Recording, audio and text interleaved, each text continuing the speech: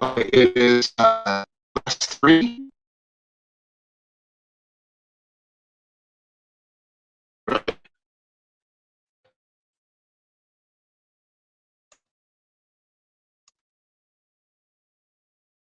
Oh, yeah, it's 9 and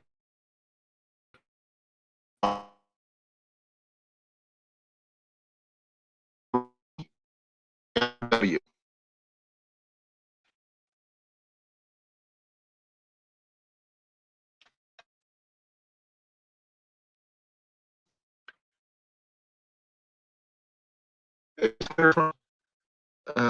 It's 9 and then November.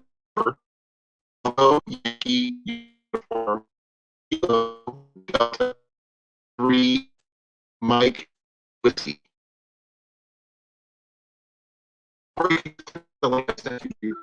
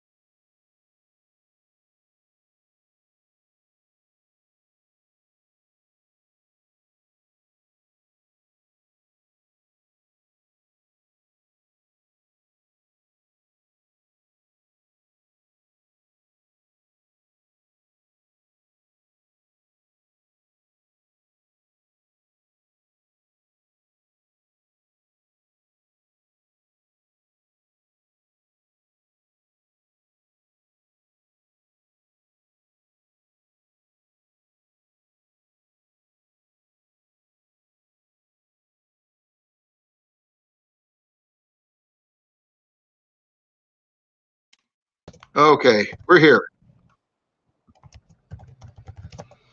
Cliff. Yo. Okay, we're here. Hey, Grace. Hey, Skinner. Sweet. Uh, Let me already muted on that one. how the heck did I end up here? What do you mean, how'd you end up there? Rivermaple.com. Don't ask me where that came from. Shit if I know. Now I gotta figure out which one of these, like, syrup, organic Iowa USA recipes. Don't ask me where that came from. I didn't even have a link for that one. Oh, that's weird. It was. That much. See what the frack is going on here. So I'm here. I finally back where actually I can do my streams better. Better.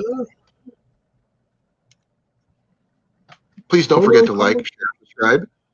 Thank you. Everybody give us a thumbs down. It's still an interaction. I'm just kidding. Thank you, Grace. It's not everything yet, but I'm working on it. Once we get our stuff in and get ourselves situated, we got some plans. I mean, I could do some streams from our basement, which is freaking huge. I would just take the spare bedroom that you're not going to be using and use that one. That's going to be our office, and that's going to be mostly for like our books and things like that, for our bookshelves, our mini library. But I got the bench in the garage I could use for I want to do like projects and things like that. Then I got the big bench down in the basement. I can make arrows and stuff like that, especially when it gets cold out. Did get a pleasant surprise with the landlord filling in all the holes and stuff like that. I wasn't expecting that. So that's kind of cool. All right, we're live. We are live. Thank you for coming, folks. Sorry, that was Jess with Keto Homestead. Supposed to be a replay. I'll catch this one on the flip side. Catch it on the flip side. Okay. Good. Mark keeps sending me in notifications. Constant notifications for random lives for Jess, and I'm just like, man, I can't watch all of these because they'll send them and I'm in the middle of work. I'm like, bro. Yeah, usually that's when I get them too. Weekends off. Donald Morris. Hey, what's up, Donald? Sir. I've not seen him in forever. I see this full about every other day, every day, give or take. Right. Depends on whether or not I'm actually paying attention to Spicy's chat. I always see him over there. Yeah, I still haven't gotten none of them damn peppers to pop up, Donald. Like, none of them. Not a single one germinated. I don't know what happened. I still have some left over, so I'm going to try again. Definitely, Grace, that is so true. Did you see what Grace wrote? May not be perfect, but you will. Yep.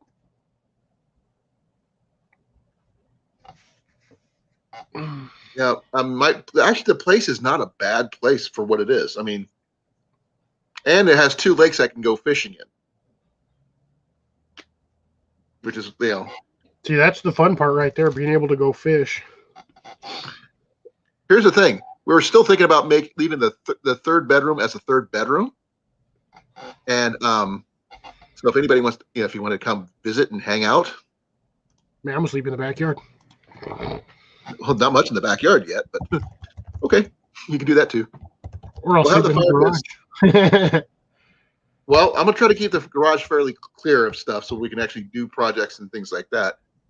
Oh, we can do projects. Ooh, what kind of projects? I don't know, but how about a fire challenge or something? I don't know. Hey, Jeremy, how you doing, sir?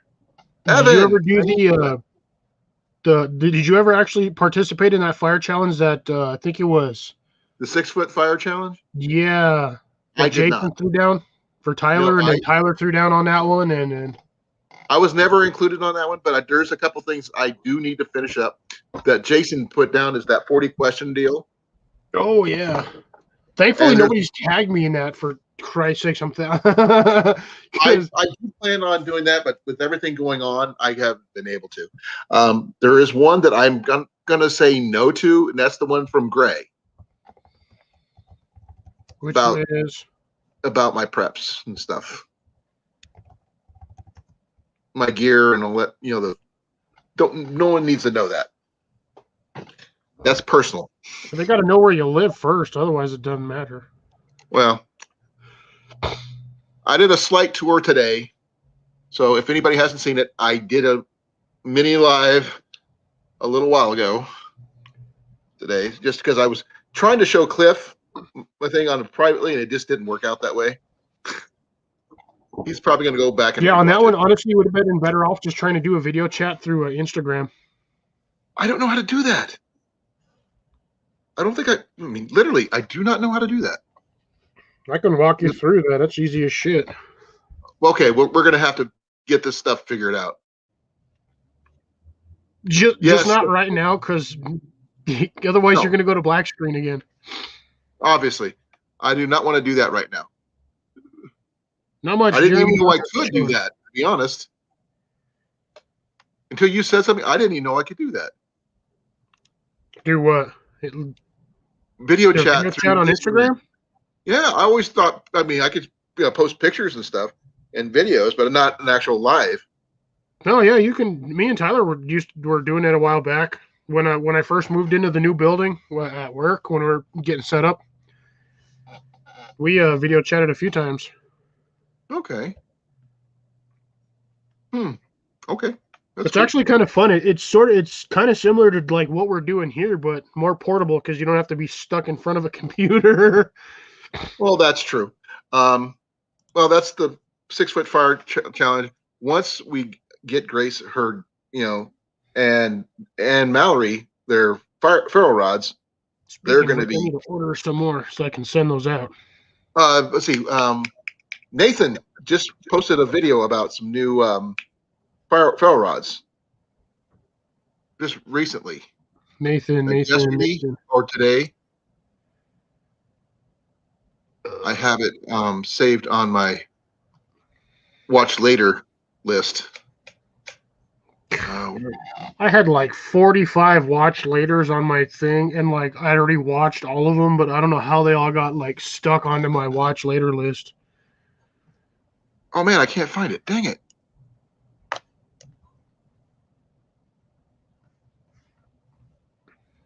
What's the guy's name? Nathan. There's a number. Yeah, see, that's what I'm trying to. I'm like Nathan. I'm like, the name sounds familiar, but it's the Ferro Rod guy. That limits it down to about at least 10 people, at least for me. 4071. Okay. Yeah, he did a turn and burn, making a ferro rodded striker. Do you need a big ferro rod? Technically, you really don't. Just the bigger ones last longer. Oh yeah. Yep, that's the one, Grace. Well, I mean, I had 2-inch sections, and I'd have. You got the blemished ones, right? That's why you get them cheap. Yeah, if you go onto the 40K site, they usually send you the blemished ones, and they're usually fairly cheap. Okay. There's usually like some weird defect, like the hole was drilled weird, or it was like, I mean, as you can see on this one, the hole is like really close to the end. All right. It's so it could shatter easy. Yeah, so that could potentially be a weak point there. They're usually in a little farther, or they'll be like, it wasn't cut straight. Like even this one, it's like kind of not straight, but I don't know. It just depends. It's however they do these, that they just call them blemished. I know what I would do to really cheap. That one, I would probably run paracord through it, then wrap it in the for a handle on it on that end. That way, it doesn't do a lot of stress on it, but it still gives you something of a grip to hold on to. Well, what I was planning on doing with this is I was actually going to get a threader, and I was going to thread this and then just make a block, like a handle, about yay big, little like 2-3-inch handle, and then just thread it into the handle. Okay, that's kind of cool. Too lazy, and I haven't bought a threading kit. And right. I've got this one. That's the one I did. So, yeah, you see how far back that hole is compared to the other one? Right. A ½ inch to a 1/4 inch. Yeah, it's good difference. But yeah, that's what I did with this one. This one actually came wrapped. So what about the one that you're sending me? The one I'm sending you is actually one that I have not touched. And then I wrapped this one myself. Oh, that's cool. I didn't realize you did that too. That's way cool. Yeah, and I've got the what I like to call the immortal rings on here. That's the good flat ring. Not bend. The flat ones. Yeah, they're not your standard typical round ones. God, I can't even use that as an example because I got a flat one on that. But yeah, no, I got a freaking round one. So they're not like these ones, so you can see the massive difference in there. Like this one? Yeah, the round ones. But yeah. I've had this thing on my key ring, honestly, probably about 10 years, and this thing is not stretched. Okay, if you see this, I've got two of them. I got this one here, and I've got that one there. Yeah, see, all the little ones for me, they always stretch because I always have so much, like, look at these are all my keys that I have on here. Plus, I have my bottle opener, and then I added the Griffin pocket tool, but. Well, I've got, you see this. Yeah. And look what brand it is. I got mine somewhere. Either that or it got yoinked when I had all my stuff because I think I kept it with my camping kit. Well, thing is, I mean, with this thing being as thick as it is, you'd think I'd be able to replace the little bar. You can. And if you look at the back of this thing, you can see how much I've scraped off of this thing. Yeah, virtually nothing. Well, I mean, I don't use it very often because I don't have to. Yeah, no, you really don't need a lot off those bars. You just need a little bit in a small pile and then hit it with a spark, and that sucker goes up like a firecracker. Okay, I'll be right there, love. Gotta go tuck in Jenny? No. I've got to help her with other things since she's one-handed. Oh, gotcha. So that means Colin's got to be the handy one. Bad jokes? Bad jokes. Yes, I'm the handyman. Bad jokes for days. Puns and everything else. No, what I was going to show you. Put that back in my wallet. Oh, there. I got something in my wallet. I'm not sure if you carry. I've got the Fresnel lens that you sent me with the fire kits. Actually,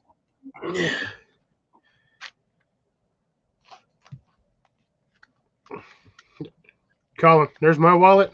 And I decided to stick mine in there too. Yeah. It's like I got mine. Mine's getting a little. I gotta figure out which pocket. I'm gonna have to find a better sleeve for this. That's getting a little beat up. Mine is. Give me a second. I got so much stuff in my wallet. Yeah, see, I know there's two things in my wallet that I know you don't carry in your wallet. Oh, here's mine. Here's mine. No, I've probably got something in mine I'm not sure you carry in yours. Because I like my old school stuff. Because that's what I carry bandage and Kevlar cord in my wallet. Okay, I don't have any of that. But give me a second here. What the hell is this? My Speedway card.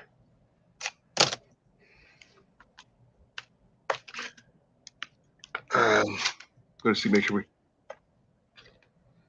Damn, I still have my thing for the alarm code. No, there's that one. No, look what Grace just wrote.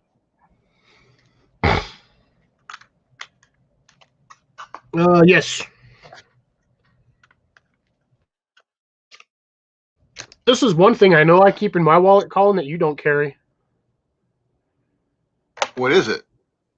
Towel roll key. For like towel dispensers. So I can literally walk into like a bathroom at a restaurant and just steal paper towels. Yeah. I don't carry one of those on me, but I have two of them in my car. Wait. I carry two in my wallet. If one P38 doesn't work, you can use the other one. Hawaii Volcano, how are you, sir? Oh man, hanging in there. How's everybody doing? Well, I'm not sure if you caught my little mini live I did earlier about my new place, but I'm getting moved slowly because my wife got injured, so it's kind of hard to move. What happened? Curb check. She tripped on the curb. She landed on her elbow and fractured her elbow. Wow. Yeah. The older you get, those little falls become more and more dangerous. You know. Oh yeah. Oh no, but the thing is, she's got a history of doing curb checks. She initially broke her leg when she was younger, when she tried to jump over a puddle off a curb. She shattered her ankle. She was shin bone. She shattered her shin bone, and then we were going to an event at the zoo. She stepped off a curb, and then she just overstrung her ligaments in her foot, the same foot that she had got the shattered shin bone in. Now, so we're going to get her a t-shirt that says "curb check." Well, I hope she recovers soon and not too painfully. I don't remember putting these in my wallet. That's the funny part. She's like right there if you want to say hi. Hello. Hello. Hi. Got her arm all bandaged up and everything, which really makes funny. Apparently, I have these in my wallet too. You need to have a hockey stick to go with that wrap there.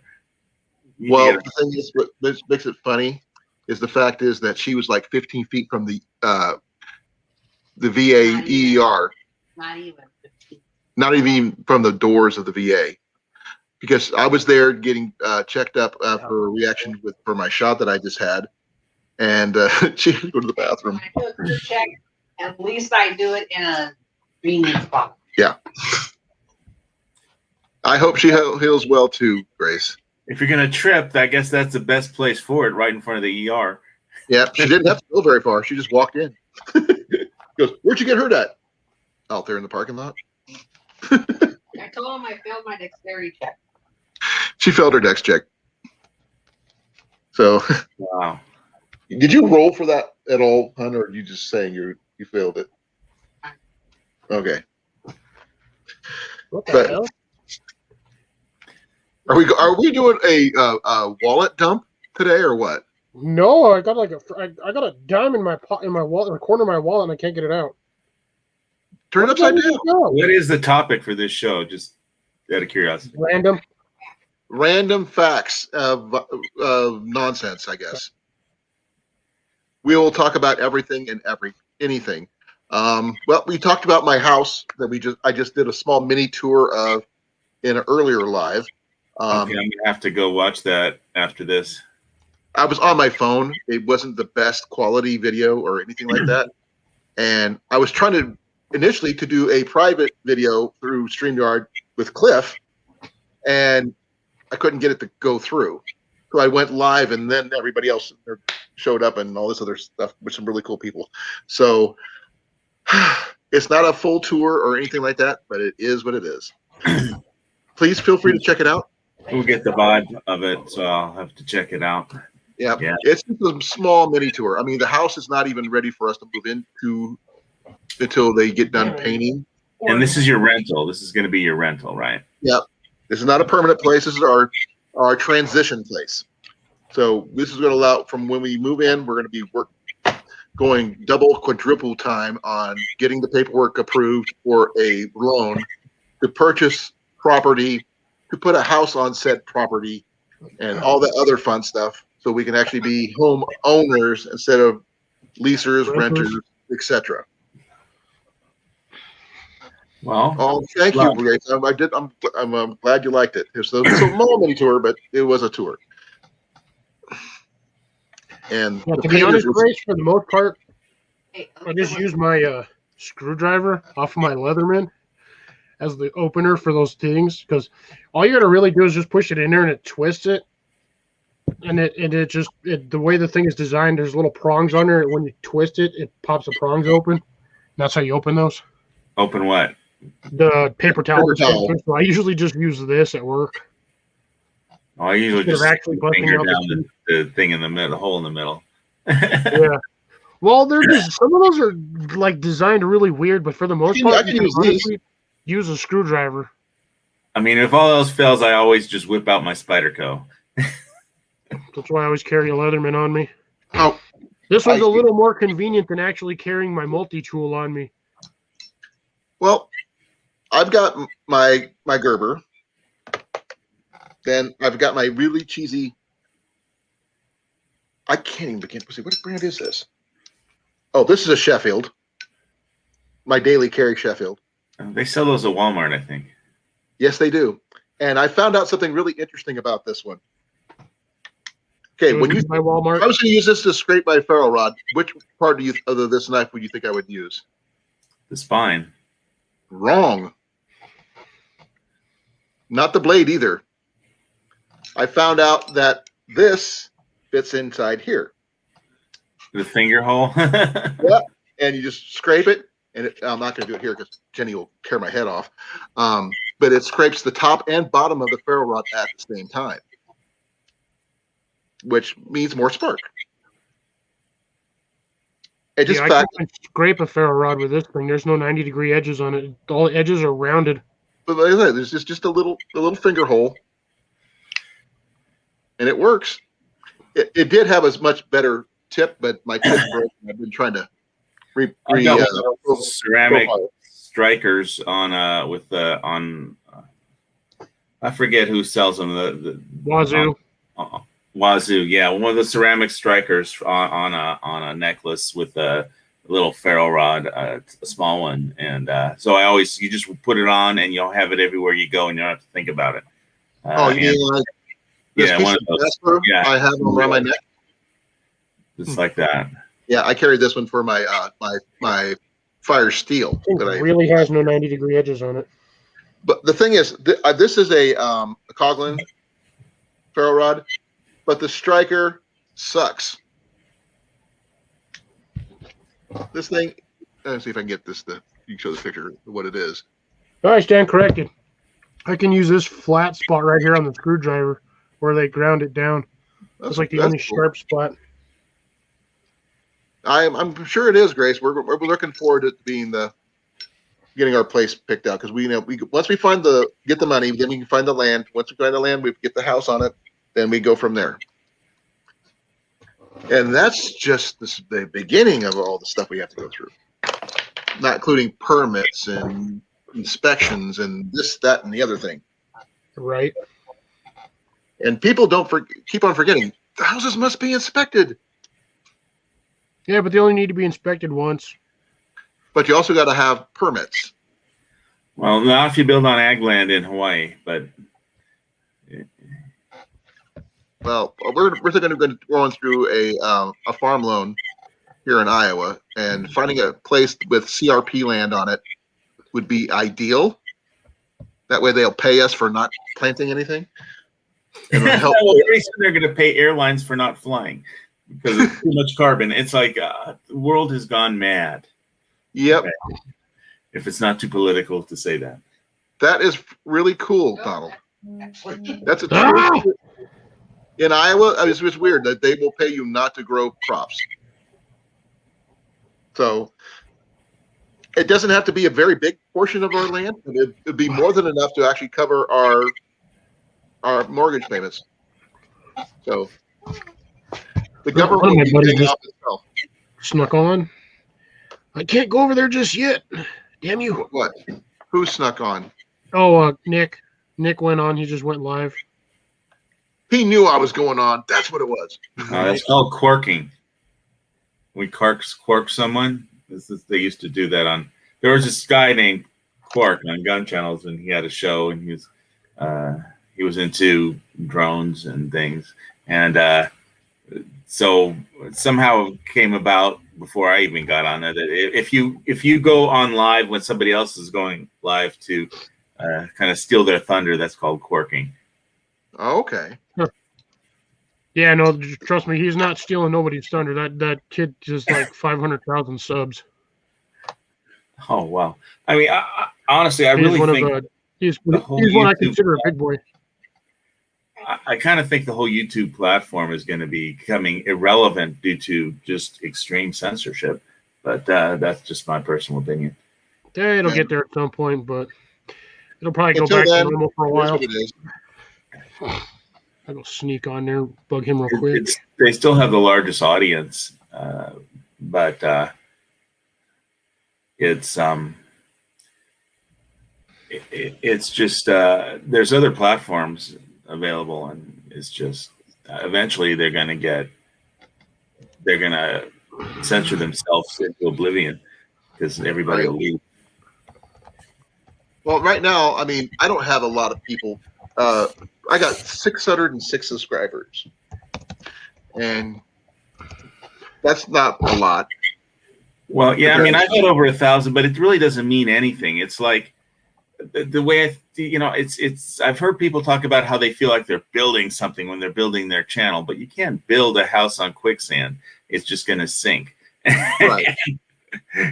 and that's how I feel like this platform is. So I don't feel like what I really like is the people that I've met and things that I can learn, and there really is a community, like a prepper community out there, bushcraft community, whatever your interests are. There you can meet people around the world who have the same interests as you, and not just be stuck with by your location on the type of people that are living around you specifically. Right. And you could actually find people who have the same interests as you, and then just meet people and learn things and learn from each other and build a community. And it's real, but it's just the censorship is just going to kill it. Yeah, censorship's always been around. It's not going anywhere anytime soon.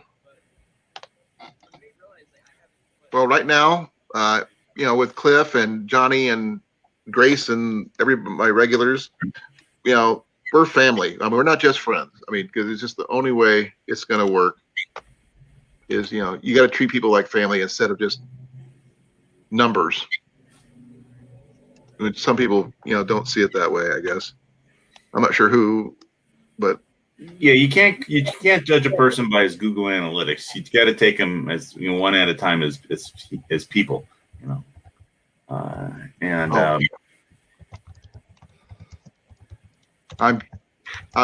please forgive me, guys. I'm actually sharing you guys out. Sharing. Hey, I don't care if I have 6 people on my channel or not, but you know, you guys are like family, so I want to make sure people know. Well, okay, brother. So That's why you should do it. At least I always thought so. And what really surprised me was I heard just like about a week ago that in Canada they have laws that that criminalize like criticizing political leaders. Really? I mean, yeah, you're not allowed. It's they criminalized if you like go on some media platform and talk trash about whatever politician, then that's a crime. So I was like shocked to hear that. I was like, really? You can't? How do you?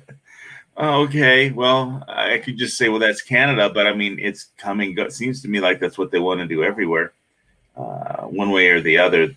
The people in power want to keep power, so they'll criminalize talking trash about them, I guess.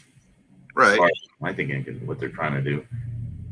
Yeah, we got Donald in here tonight, which I haven't seen in a while. Hi, Donald. How you doing? I'm going to share you out, so please forgive me if you weren't ready for it, but you are anyway. Yes. You got an awesome channel. I'm sharing everybody in here. I'm already subscribed to everybody, so. So the craziest thing that happened around here is I had a booking cancellation on my Airbnb because when the guests who had booked the place flew over from Oahu. They landed at Kona Airport, and they've been fully vaccinated, but they didn't have their test from like CVS or whatever in Honolulu hadn't been complete. The results hadn't come in yet, so airport security wouldn't let them out of the airport. Wow. Well, I've had mine. I've got mine done last Tuesday, and I got my results in an hour. Yeah, but they have to be like, within 72 hours, something, like that when you show up at the airport. But it's like they would have been on the plane in Oahu, but they wouldn't let them out of the airport at Kona after they landed. Yeah, see, that doesn't make any sense. If they shouldn't have let them on the plane in the first place. Well, each island has its own rules because each island is a separate county. Like Oahu is a separate county. Hawaii Island is a separate county. Maui is a separate county. Kauai is separate. They each have their own separate rules. Right. It doesn't make any sense. Yeah, no, that's just being asinine right there. Yeah, and I felt sorry for him. I mean, I wish I could have done something because I like sharing my place with people. And when they get here, it's like everyone's always happy when they, get here and look around and get some rest. And the shit part is the airlines ain't going to refund them the money because they're just going to be like, well, you paid for it, you got here, we ain't giving you shit back. And well, no refund ticket. Usually there's a return ticket to get home. You got to pay extra. It's usually I've had other cancellations. If they cancel far enough in advance, then I don't get anything. But if they cancel like an hour before they're supposed to check in, then I get like $100 or something. I don't know, instead of like $500 I was getting from their stay. But it's like, yeah, I mean, I have to. It's like I have to go through a lot of stuff to get to work to get the place ready for them, and I can't book it to anybody else. Rent it to anybody else while it's booked. So I kind of understand from my point of view. It's like, well, okay, somebody else might have booked it if you hadn't, than like an hour before. I know it's not their fault. You Yeah, know? no, that definitely wasn't their fault. That was the But it also wasn't my fault. yeah, no, they're I mean, you did what you had to do. It's not like you can be like, well, airport, you need to let them the hell over here so I can make some money. How many rooms do you usually have? I only have one room. I have one rental. Only one, huh? Okay. I don't know how big it is, so I'm just trying to guess. Well, you got to watch some of my videos Yeah. when you have time. When I have time. When after you're done moving. Yeah, that's the thing. I've been trying to get everything moved. It took us a while to find a place. Now we found a place. Now we got to get moved. Then we got to get. Oh man. I know. Not It's one thing, all it's another. crashing down around you. Well, it's not so much crashing. I mean, huh? Yeah, Jenny says it's more like a mudslide. It's almost bad enough to make me want to drink, and I don't drink. Oh well, I can help you with that. I'll drink for you. Okay. Oh, I usually go ask people to be my designated drinkers, so I'm okay with that. Cool. The thing is, well, let's see here. I'm gonna pick up my computer and turn you around here a second here. Oh crap! It's like the computer's locked. Yeah, you gonna work Instagram, or am I gonna have to poke you with a stick? Come on, get off there. I'm kind of. I use a TB tray to hold my computer down. TB Right now, it's being a TB tray. Oh damn it! I hate when I hit the sponsored ones. well. Once I get in our new place, I don't have to worry about it as much. Okay, over my right shoulder. I'm not sure if you can see this. Can you see it? Unplug. Your right shoulder. Which is it'll be left to you. Right. Left. I mean left. If you look over there, you see my bar. Okay. Whiskey, rum, wine. Yeah, I see a big old ass bottle of Malibu right there. It's not Malibu. What? That white one's not Malibu? It's Rumchata. Ah, Rumchata. They're similar bottles, I guess. I mean, I got the Yellowstone here, Jim Beam here. My actual company, Cabernet Sauvignon. Kendall Jackson, the pot, Chardonnay, Purple Heart, red wine, and I'll take the bottle of rum. Kendall Jackson, that's Napa Valley, right? Jack Daniels. And I've got a bunch of Maker's Mark, Good stuff. little mini bottles. Do you have any Glencairn whiskey glasses for drinking them? Nope, I don't drink. That's the thing. Ah. I collect for trade mostly. Because Bartering reasons. I barter a lot. Because just because I don't drink doesn't mean it's not useful to me. So I have like 6 to 9 bottles of Maker's Mark mini bottles, about 50 milliliter bottles that I need to figure out what to do with. Oh, the singles, the shots? Yeah. Those are great for barter. Shit hits the fan barter.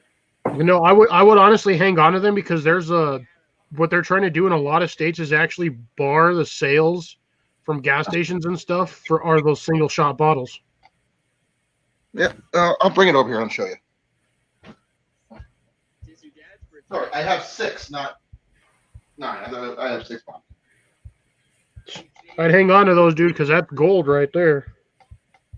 Well, I know whiskey in general is gold, so see, I got this little gift pack. Nice. All the same. Oh, dude, that is sweet. Nope, not this one. That was mail the that to other me. one. Oh, that was the. I had a Jack Daniel's Christmas gift box that had all the different flavors and stuff in it. I gave that to my nephew for Christmas. He was becoming a teacher. I figured he could use it. Alcoholic teacher. You gonna be drunk AF? He doesn't drink that much. But It's funny because I have a lot of whiskey and I don't really drink it that often. But I invited my friend over to some a mutual assistance group and invited him over for a drink. And so I put all my whiskey out on the kitchen table, like all of it. and took a picture and texted it to him. That way I knew he'd show up. And so I had my Glencairn whiskey drinking glasses out, and I poured myself basically, what was it? It was the Indiana one that I was talking about, Redemption Rye. A very smooth. They distilled out all the acetones out of it, very smooth. And but I just had talked to him and had like just that one drink, one glass. Meanwhile, since all the whiskey bottles were out, my friend just keeps drinking, throwing back, glass after glass of it. And, he was just. I mean, I believe in after an hour of just, but I can just sit there and talk and enjoy it and drink it slowly and sip it. I'm not. We got an emergency one in one of these flasks. Emergency whiskey. Yeah. This is actually, I do believe that it's good for medicinal purposes. Like you mix it with honey. It's for a hot toddy to help, with lung ailments and stuff like that. So that's. Be right back. It does work. What the hell is going on here? Even though I'm not a fan of drinking for recreation, but it's cool. This actually belongs to my wife. We filled it up with some of the older whiskey that we had before. So it's kind of cool. A little. What's that civil on there mean? Triscallion is what it is, isn't it? Triscal, what is it? It stands for Catholicism is the Father, the Son, the Holy Ghost. It's a Trinity, basically. Father, the Son, and the Holy Ghost. That's one. That's in Catholicism. There's various. This one's the Celtic version, so I'm not sure exactly what that means. This is hers, not mine. But it means different things for different people. Life, death, rebirth. Yeah, many things. But like I said, we use this for medicine, actually, because like I said, for lung ailments and stuff like that, when you got a cough or something, it'll help you breathe better, and it's cool. If we can we got a friend of ours who's a beekeeper. We mix it with raw honey. Between the two, Jack Daniels. I have a bottle of it. I haven't tried their honey version of the Jack Daniels, but I have a bottle of it. Next time, I've got Jim Beam. I think it's Jim Beam. It's not Jack Daniels. I gave my Jack Daniels to my nephew. Okay.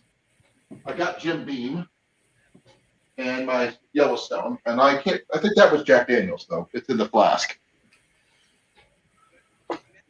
Yeah, but I got my Jim Beam bourbon, Kentucky, and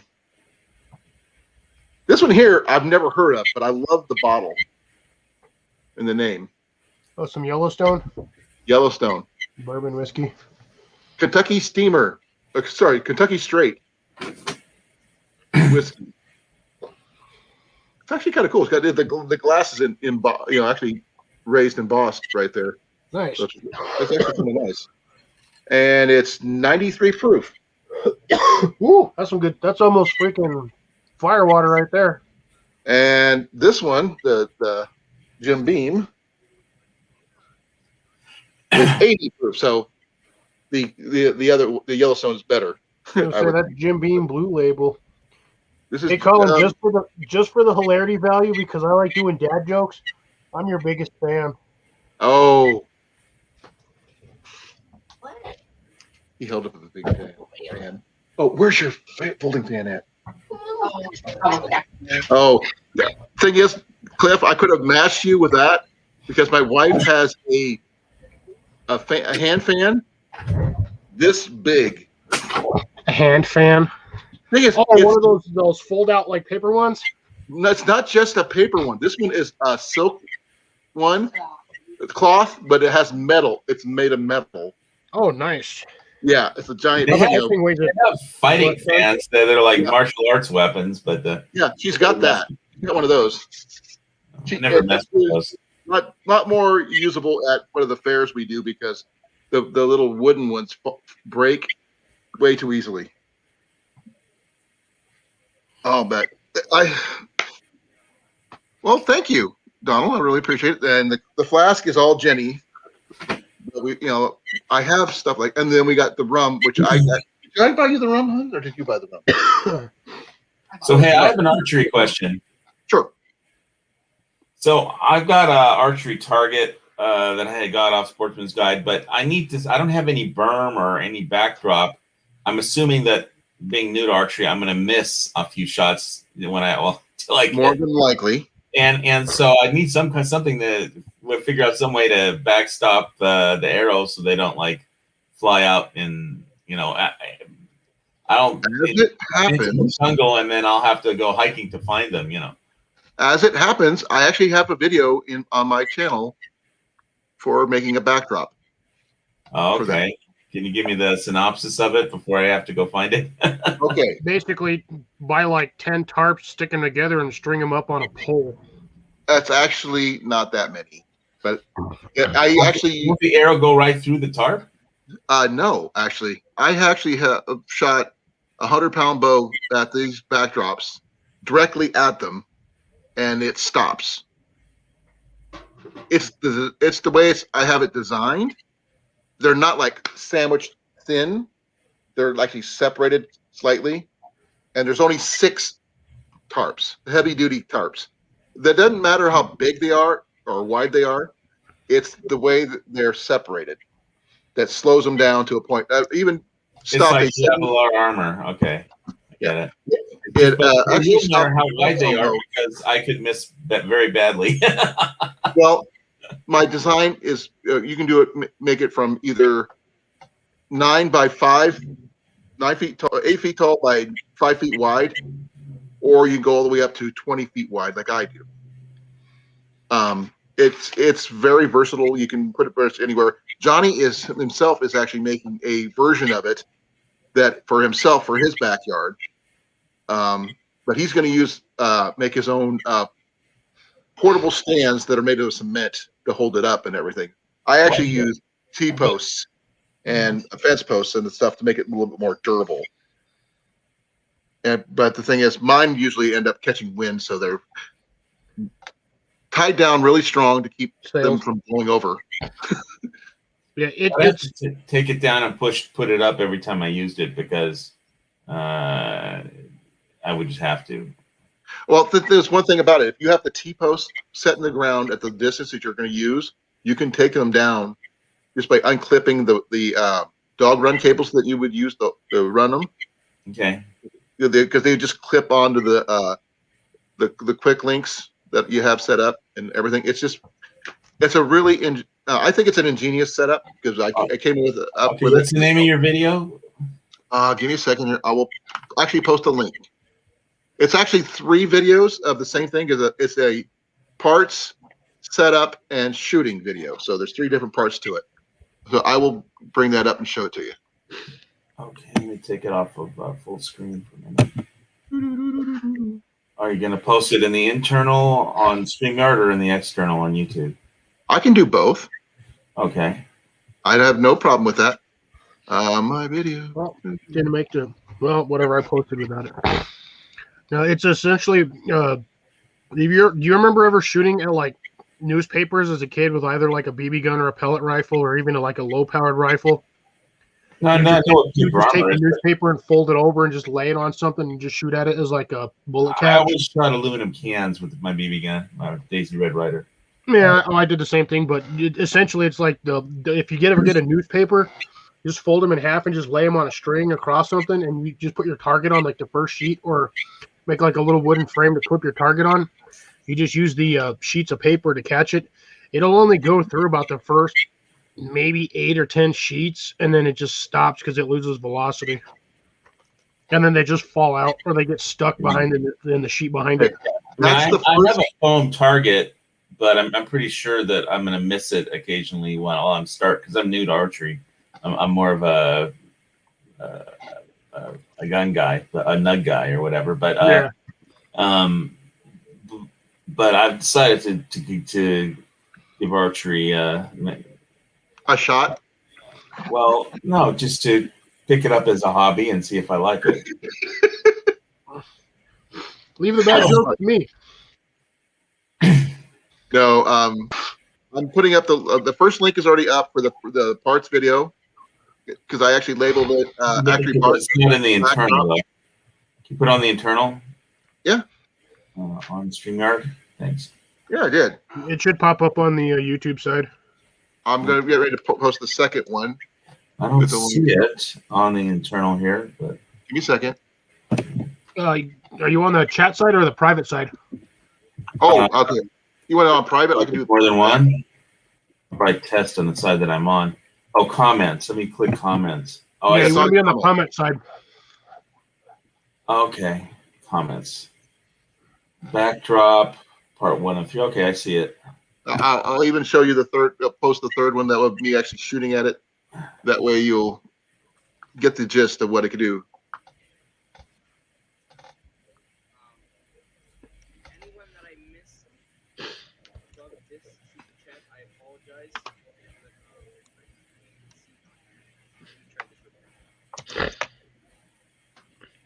No, I actually did this because I designed this thing myself, and I usually have it set up for a just 2 of the tarps will stop most low-powered bows, which is like anywhere between 25 and 35 pounds. And I shoot a 55-pound just for fun. I mean, that's my lightweight bow to me. I think mine's 60. I think the one that I got is 60, but I won't swear to it. But the thing is, the one I hunt with is my 70. I got a 65-pound U recurve. I've got a 74-pound Black Widow longbow, and I have a custom-made 100-pound longbow, bamboo longbow. So, and this thing stops the arrows cold. Well, I got to tell you, the other thing that happened is if I need to hunt pheasant for food, I don't need any implements to do it. I don't think.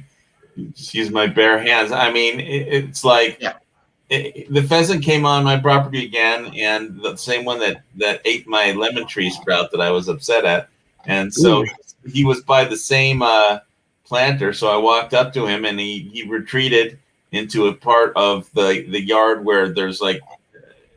It's like the side of the garage, and there's a fence, and there's like no way out. So, backed himself into a corner. Well, yeah, but he kept trying to. I mean, the thing has wings, right? They're just so lazy they don't want to use them. So he keeps trying to stick his head through the boar fence or under the wood fence, and he just keeps trying to stick his head through different holes that he can't fit his body through over and over. So I was just standing there waiting for him to, I was like, why don't you fly away or something and get out? Trying to just discourage him from being exactly where I'm putting my raised planter bed next week. And so eventually, after trying for like 5 minutes of just sticking his head through the various holes, I mean, I could have just grabbed him and twisted his neck off if I wanted pheasant for dinner. But eventually he used his wing. But it was like 5 minutes of just stupid bird. You could have whacked him with a rabbit stick and had a nice good pheasant. I was standing 4 feet away from him. I mean, you could have kicked him. I know. And booted him. All I have to do is grab his neck and squeeze. Well, if you actually, depending on how you grabbed him with his head through the fence, you could just snap his own neck. And all you just said, you just picked him up off the ground. He was already dead. Well, in that case, I would have had to process him and eat him, but.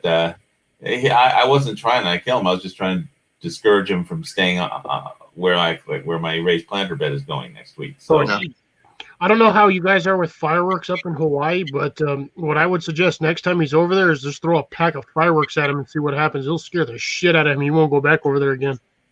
What about? Hey, you guys get those snaps? I have those poppers in my bug out roll for like a security. A lot of people have in very expensive security camera systems, and I'm thinking of putting one of those in. But in a grid down scenario, if there's no electricity, all you need is some fishing line or some tripwire and some of those poppers. And if somebody breaks the tripwire, then there'll be a bang. And I imagine that'll work with birds too. But They do allow fireworks here. They're very, very. You need a permit to go buy them at Walmart, but yeah, everybody and his brother has them, and it's like great fireworks there are here. I was going to say, You need a just get like permit here. a pack of black cats and just next time that bird's in there, just light it and throw it at his ass. If he kills himself because he's trying to get away, that's on him. Well, I was just sitting there with my arms folded, waiting. For him. I was like, "Come on, get out!" You should have at least did a video. It would have been awesome just to see it. Well, he'll come back again, and next time I'll grab. I thought about grabbing a camera, but I was just too lazy. Well, if you do decide to make the backdrop that I showed you in the video here, let me know. I want to see how you use it and see how it works for you. Okay, except it'll probably show me using it and missing the target a lot because I wasn't really, the practice part is on you. I'm not worried about that. I just want to see if it works for stopping the arrows that you need to stop. Right. That's the whole point, for safety reasons. I mean, for one, Absolutely. I hate looking for arrows anymore, as much as anybody else. That's the reason also why I designed it. Because I hate having to hunt arrows down, and this thing does what it's supposed to do. So yeah, I was gonna say, since you've got that wild vegetation behind your property, I was gonna say, the easiest way to do it is to get a can of like bright orange spray paint and just spray paint like 2 rings, one around the front, one around the back. That way, if that thing's laying in the dirt somewhere, you'll be able to see the 2 bright orange stripes.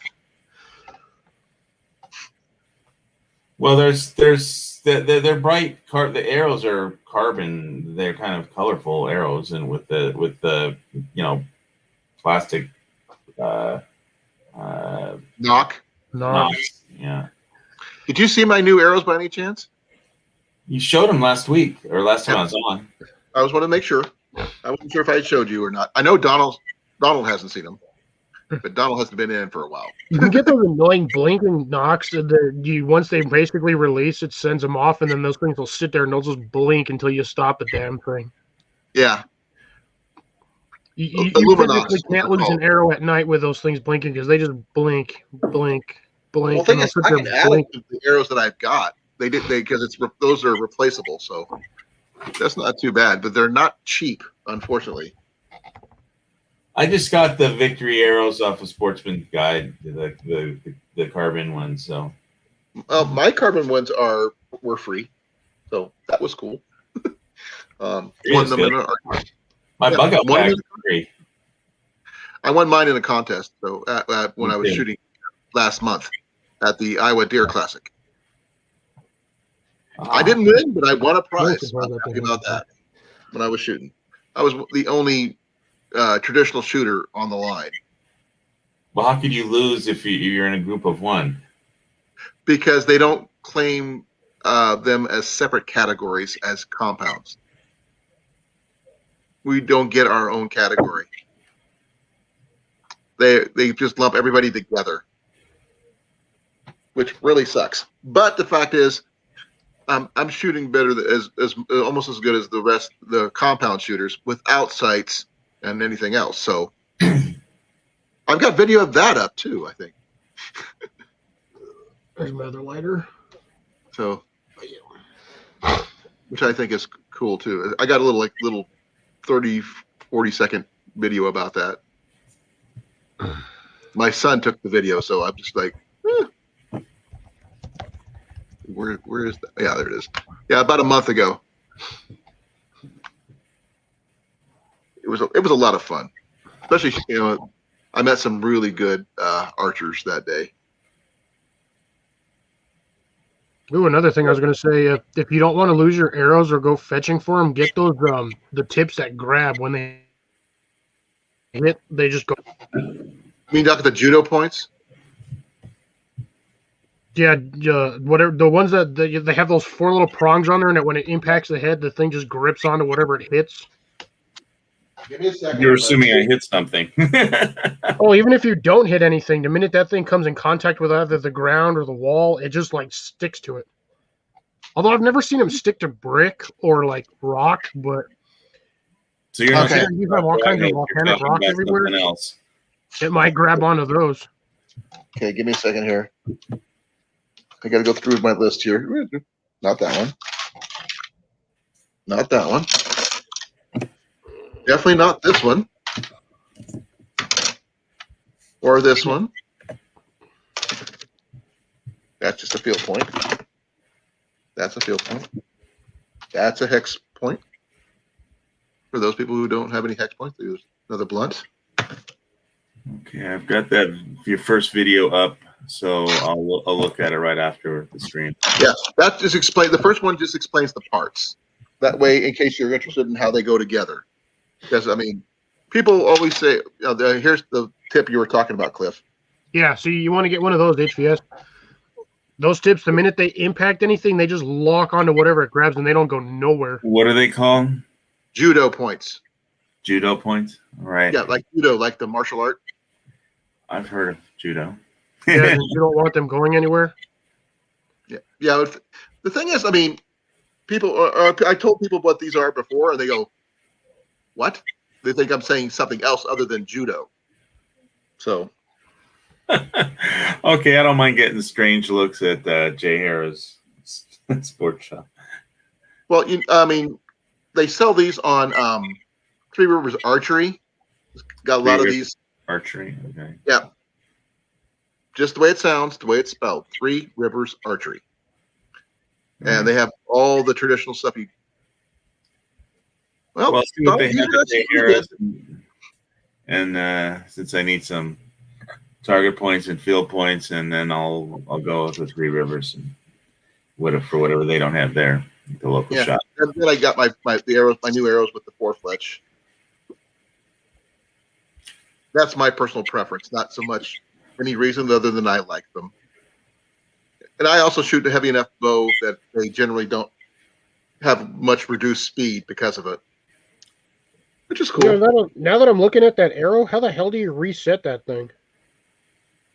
You mean the Illuminox? No, the judo arrows. How do you reset that? Because I'm like looking at it, I'm like, You don't. it's a one-time use. No. Okay, give me a second here. Okay. They're fixed.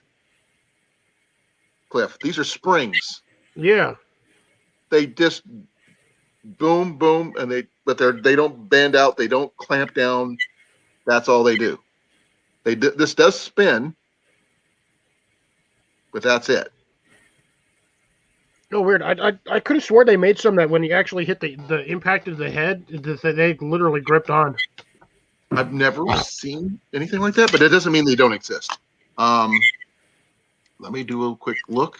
That could be what I thought these originally did, just because of the way they were designed. I thought they would impact and then close around whatever they grabbed. If I get any good with arrows, I'll have my friend cook up some C4, and I'll try to make an exploding tip. Oh, for an arrow. no, You were freaking MacGyver / Rambo / what was it? God, the Army movie where he was in he did it already. the Super Aliens. What's that? Black Rifle Coffee Company already did that. Oh, so do they sell the empty version and you just have to fill it with the C4? Nope. They actually, you have to have a special permit to even own one of these things. Like I said, I'll have to make it myself. If you can do that, awesome. I mean, I wish I could get the empty versions that you send to me where I could fill it up myself. But well, you could get a 3D printer and we could get the pet thing, but they probably have also, they're trying to ban 3D for certain things on 3D printers. It's total. It's like they've never. What you're supposed to do is you buy a 3D printer, you print all the parts for the 3D printer, and then you return the 3D printer. I think you might need it the way they're banning stuff. No, because you just printed all of the parts for the 3D printer, and you just got to put them together, and then you return the original 3D printer and be like, well, I don't need it anymore. So literally the only out-of-pocket cost is the materials to make the 3D printer. Well, the circuit board's got to have some silver and stuff soldered together that you can't do with the 3D printer. Yeah, but you can make the frame and everything else for the 3D printer. The motor, well, not the motor, but I mean the motor parts you can yank out of an old PC, or hell, for that matter, just go find a shit-panned printer somewhere on the side of the road and take all the motors out of that. Okay, Cliff. They do make a larger version of the judo point, which is What's actually up, called Jeep? the condor. It's a small game point, but it looks like a water strider for the most part. Water And then the strider. judo. Here, let me show you a Yeah, picture. screen share this page so we can see. I am. Give me a second. I'm going to do so. Dun, dun, dun, dun, dun, dun, dun, dun, dun, dun. Okay, here's the Holy one. shit! Well, I can't do it that way because apparently that's a cargo ship. So yeah, that didn't work. Condor screw in small game point. Mm-hmm. See the springs on there? Yeah. Now that's just one of the one I'm actually I was showing earlier was this one. This is the small one. Yeah, see, that looks like the way it's designed is when that thing impacts it, that they squeeze in there. But that could be No. wrong completely. So what it does is that the prongs bend back, then snap back into place for a shock absorber type setup. But the ones I use are not the screw-in types. I actually use the Oops, can't even spell today. I actually use the other kind, which is this one. Give me a second here.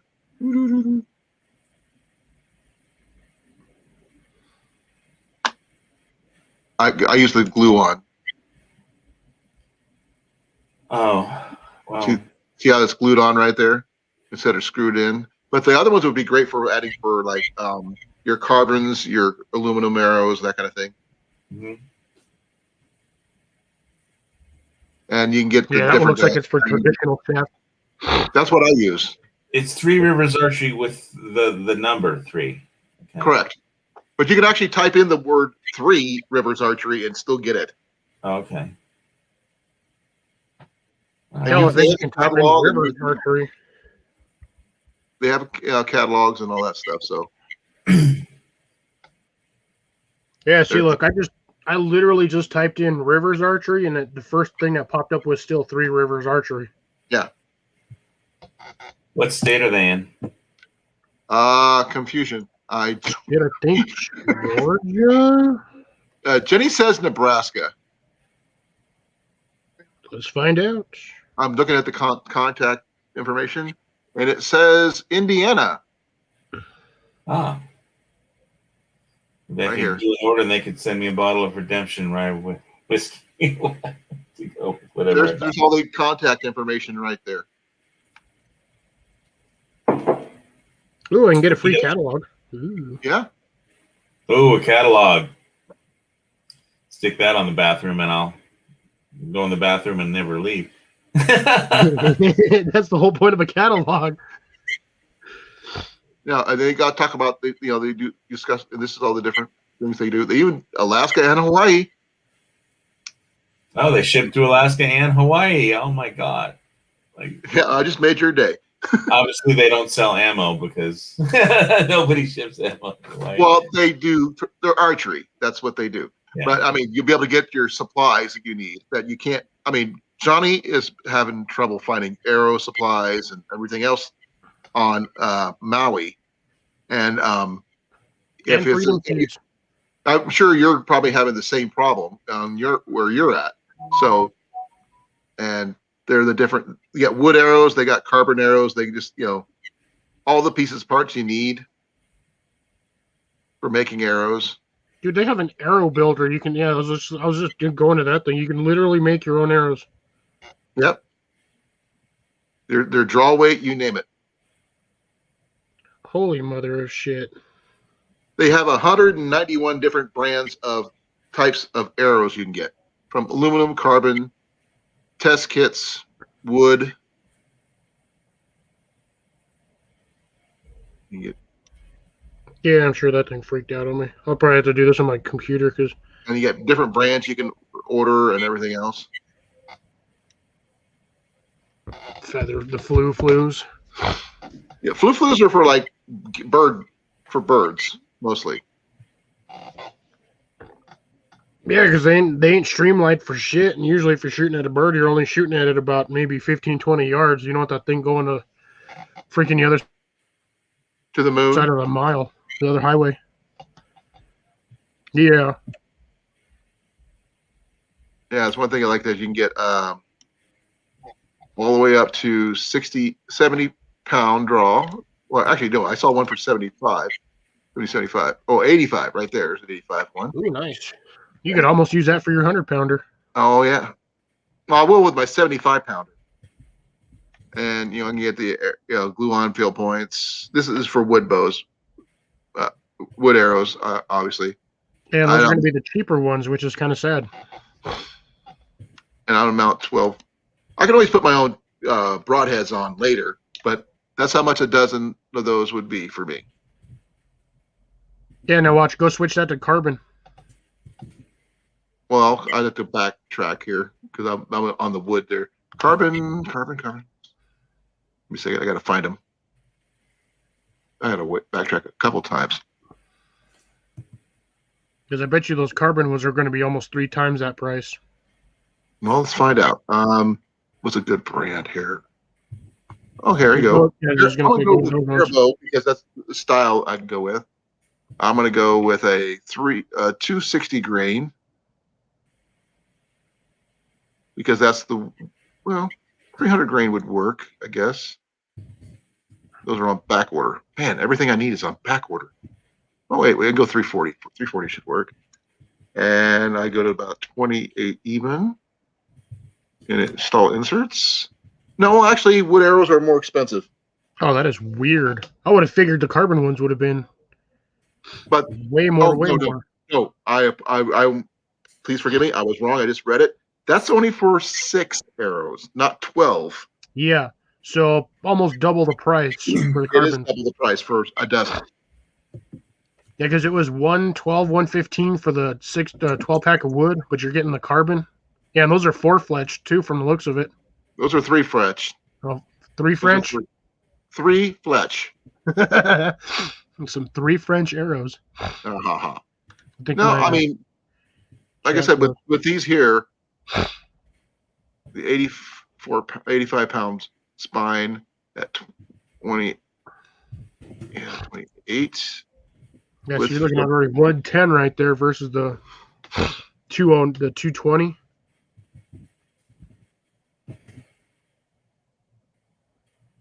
Yeah, that's 125 for a dozen. 126 for 12 versus what it was 109 for 6. So you're looking at 220. I'd still go with the wood for one major reason. I always thought wood was more forgiving when you mess up. Oh yeah, the carbon ones, they disintegrate. Yeah. So there you go. Wooden ones will disintegrate if you hit a rock like dead on, but if you're using like a backdrop or a target, they're a little bit more flexible. Those carbon ones have some flex, but if you hit something wrong, they just go poof. Okay, I've got a couple more tips I want to show you guys. It's actually pretty cool. If you want to go small game hunting, that is. Here's one of my favorites. It's called a Baldur's Blunt. It's just a rubber blunt that fits over any field point. Or even if you don't have a tip set up on your arrow, just fits right over the shaft.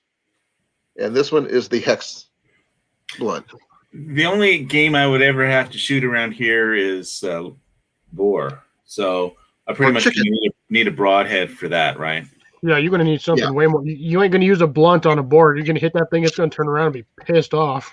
Okay, if I'm going to go I'm going to have to use my rifle and do it the right way. Well, this is what I would use for boar.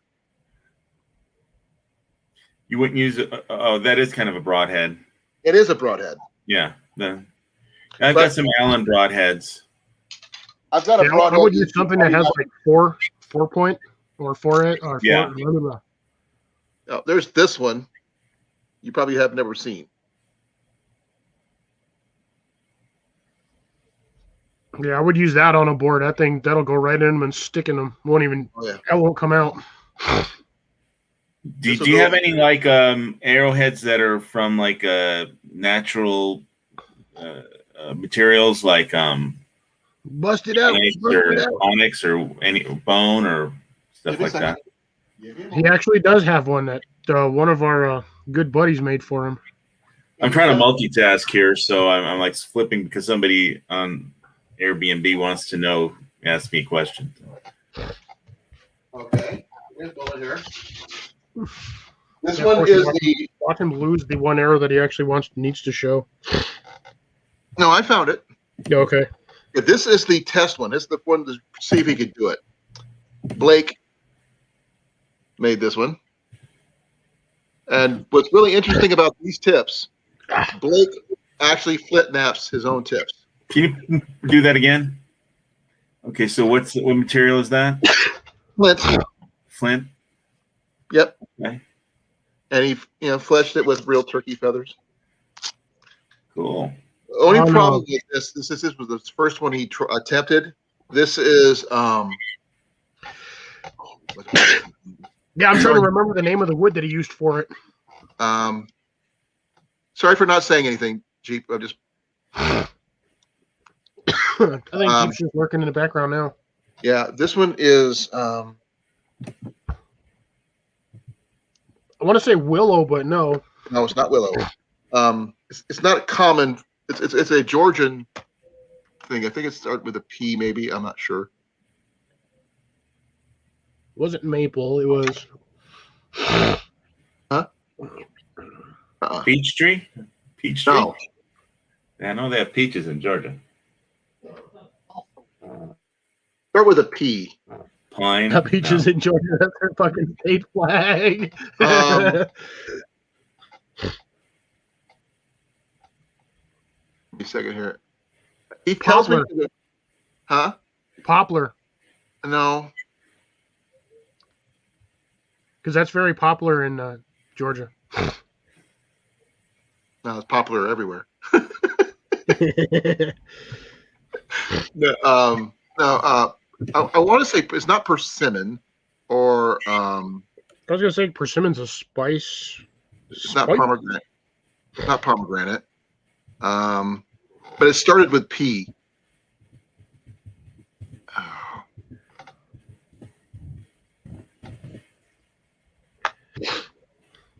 Because I don't.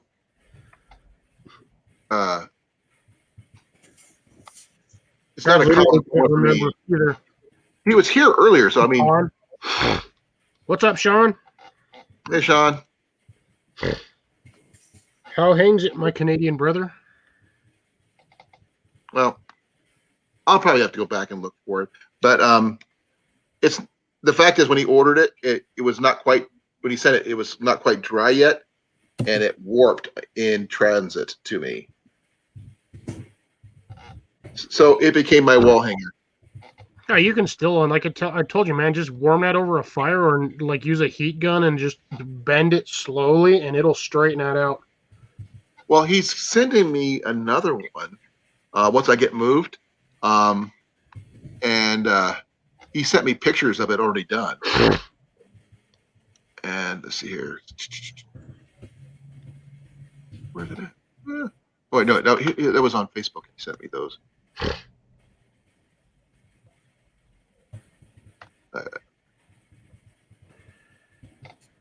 Come on, hurry up.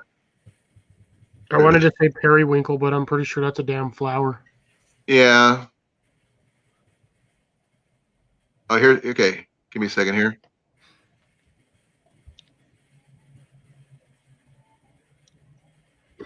Okay, now I'll share this one out.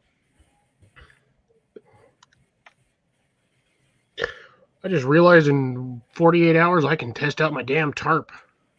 Okay, this is the tip that he flint napped, which I think is pretty cool. I gotta learn flint Like, napping. I've been wanting to. The other way. There's the four flesh one. He'll show enough. Oh, give me. Dang it! Why did it do that? Every time. I know. Every time. There's he cut it down like that. But there's the tip. I asked him how he got his. He said he does it with a deer antler. He flat naps them. That's going to be razor Yeah, it's sharp. the deer antlers were ridiculously strong. Sorry about that. Get that one off. I already know where he lives. Actually, no, I don't, but now I will. Sorry about that. Sorry, Johnny. I sent that one because he's sending one to Johnny as well. Hey, Lady Casca, how did I get here? You clicked. I'm the link, assuming you or clicked the button. And thank you for coming. Garden State Gardener, how you doing, Hey, sir? Joe, how's it going? I missed the live, but I got you up here on. I had to get you on rerun because I was at work. No, he's gonna send me a new one. I want to say, why is it when you keep on thinking persimmon? That's not right. I would say Parmesan, but that's not.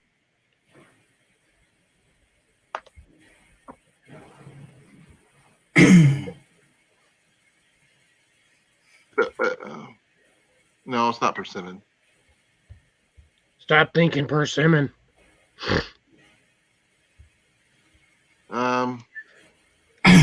It's a tree from Georgia. I just know that he found it local, and Come on, guys, this can't be that hard. Georgia trees search. I was about to do the same damn thing. So I got to get like out of the like 95 pages that I'm deep on my phone. God, mother, horse chicken. horse chicken. Yeah, don't even. You said it. I didn't. Lists of trees in Georgia. I got to go to one that begins with a P. It might right? be persimmon. It might be persimmon. Pinnacle.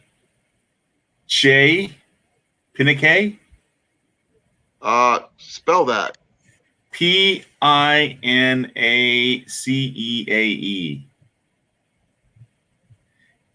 Common name / pine. Okay. Spruce pine, longleaf pine, table mountain pine.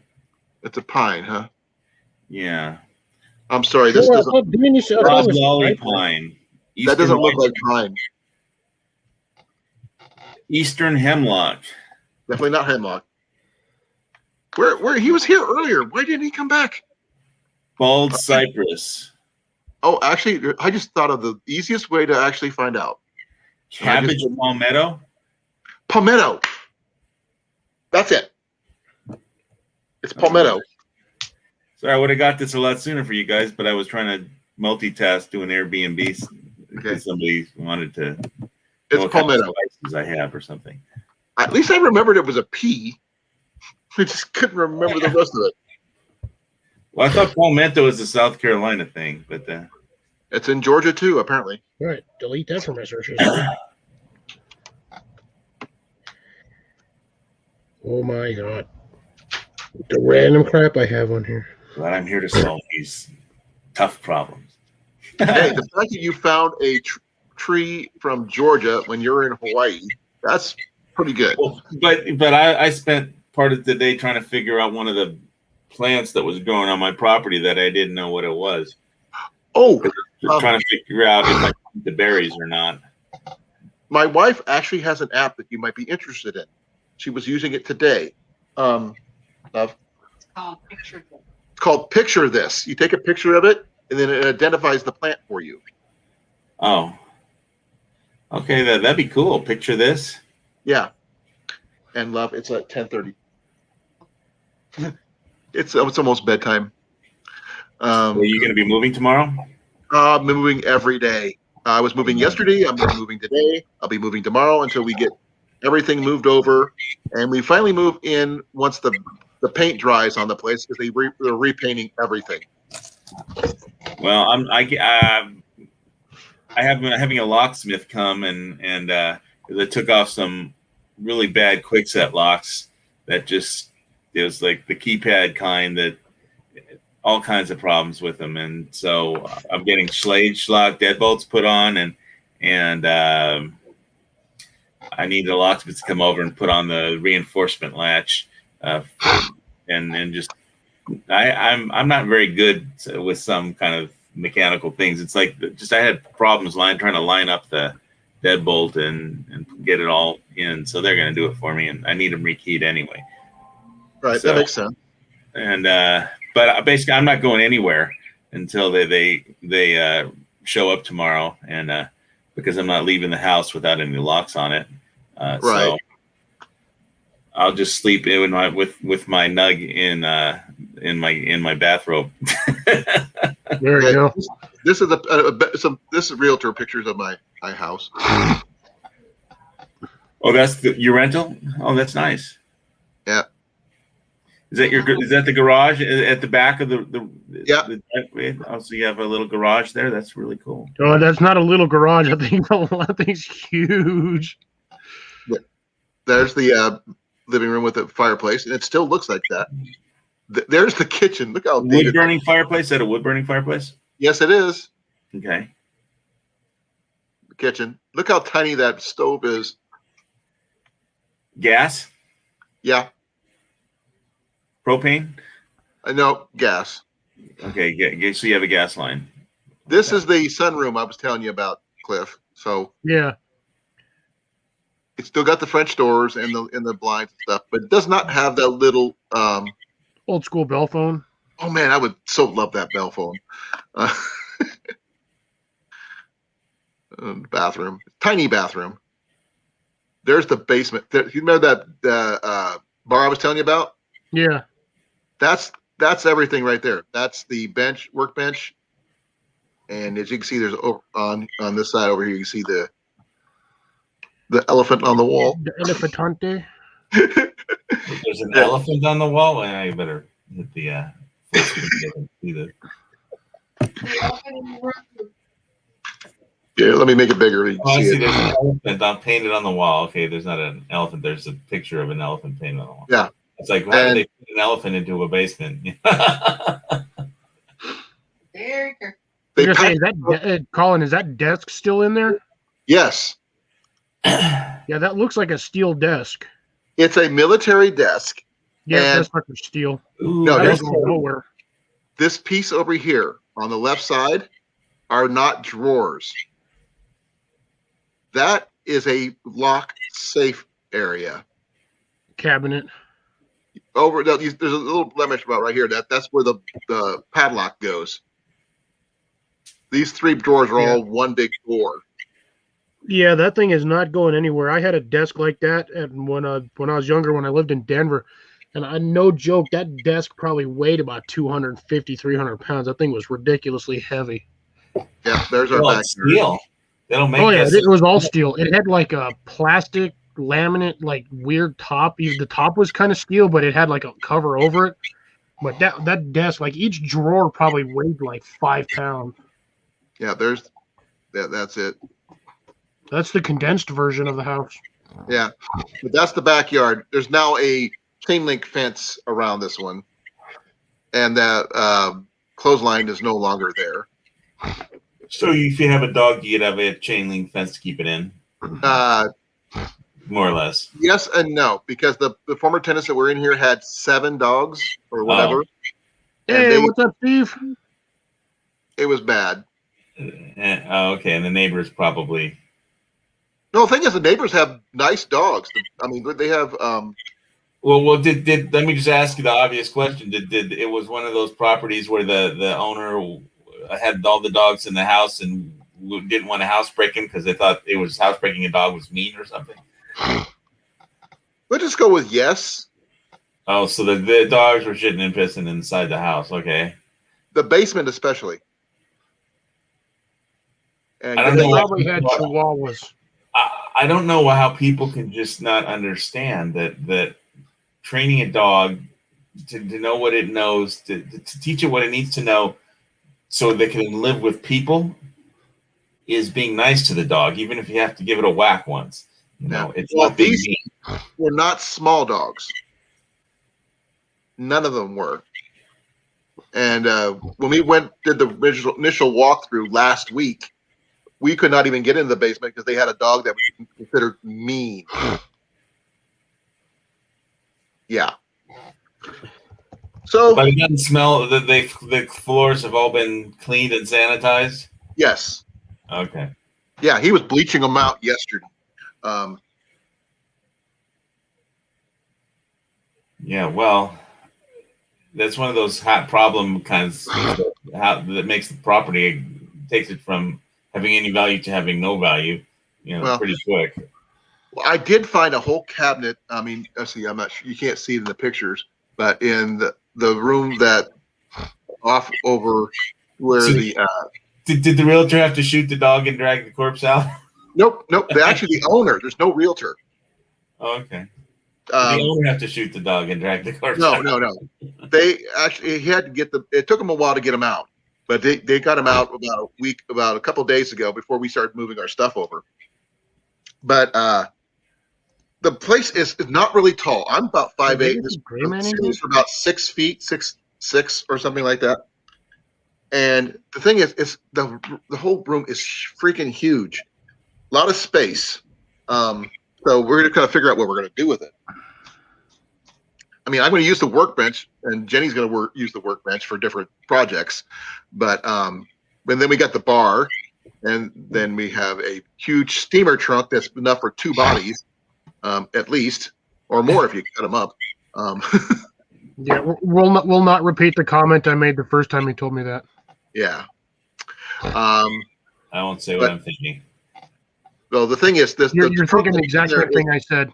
It's a 2 foot by 4 foot by 3 foot trunk. The old school travel steamer trunks, and this thing weighs about a ton. And it's simply beautiful. That's all I can say. I've never seen anything like it. So and I'm thinking about using it. Huh? It's a decorative antique. It's actually got the kind that has the wallpaper on the inside and really nicely lined and stuff. No, it doesn't have any inserts, unfortunately. But I'm going to use it for my backpacking gear, to store my backpacking gear in. That way it's out of the way and protected. Yeah, my wife says she's not tripping over it in the middle of the night. Hey, JV, how you doing? And I like I said, I actually showed the picture of the trunk and stuff in my previous live today that I just did off my phone when I was trying to show it off to Cliff in a private viewing for him, because I actually told him I was going to do that first. But I have issues of trying to do private lives on StreamYard. I haven't figured out how to do that yet. Yeah, we'll figure out how to get it done, and then we'll go from there. I know there's a way to do it. And to answer, I think, let's see, who is it?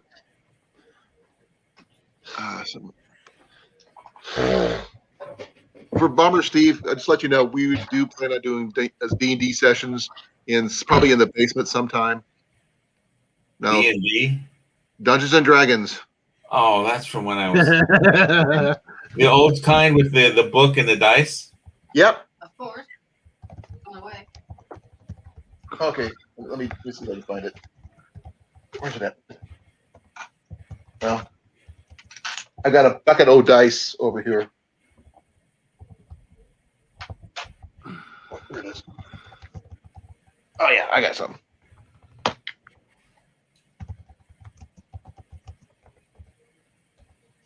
Cool. Those are my dice. Are those metal or plastic? All plastic. My wife has the metal ones, but the case is actually pretty cool. Magnetic. I don't like magnetic things because I like my compass to work. Although around here, the igneous rock, it doesn't always work anyway because there's too much iron in the rock. But around Volcano, but well, like I said, this is just for my D&D stuff. I don't,